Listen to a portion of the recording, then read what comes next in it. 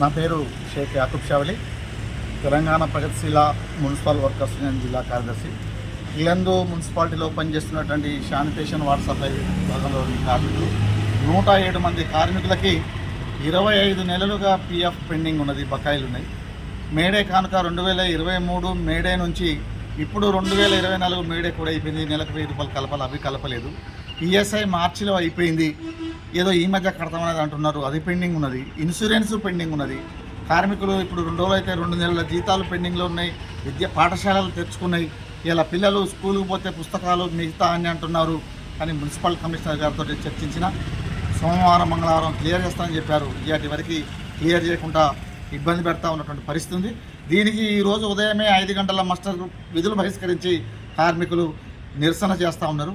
ఇప్పటికైనా మున్సిపల్ అధికారులు, పాలకవర్గం ఈ మున్సిపల్ కార్మికుల పడుతున్నటువంటి ఇబ్బంది, బకాయిలు, వేతనాలు, పని 2 పూటలా చేయిస్తూ ఉన్నారు. 1 పూట పనిని 2 పూటల పని చేయిస్తున్నారు. పని కాడ కాంప్రమైజ్ లేదు, ముక్కుబిండి పని చేయించుకుంటా ఉన్నటువంటి పరిస్థితిని మనం చూస్తూ ఉన్నాం. కానీ వాళ్ళకు రావాల్సిన వేతనాలు, సదుపాయాలు, సౌకర్యాలు కల్పించలేదు. కాబట్టి తెలంగాణ ప్రగతిశీల మున్సిపల్ వర్కర్స్ యూనియన్ ఐఎఫ్టీ ఆధ్వర్యంలో సిఐటి సహకారంతో మరి ఇలా ఇల్లందు పట్టణంలో శానిటేషన్ పనులు బంద్ అయిపోయినాయి. తక్షణమే పరిష్కరించాలని డిమాండ్ చేస్తూ ఉన్నాం.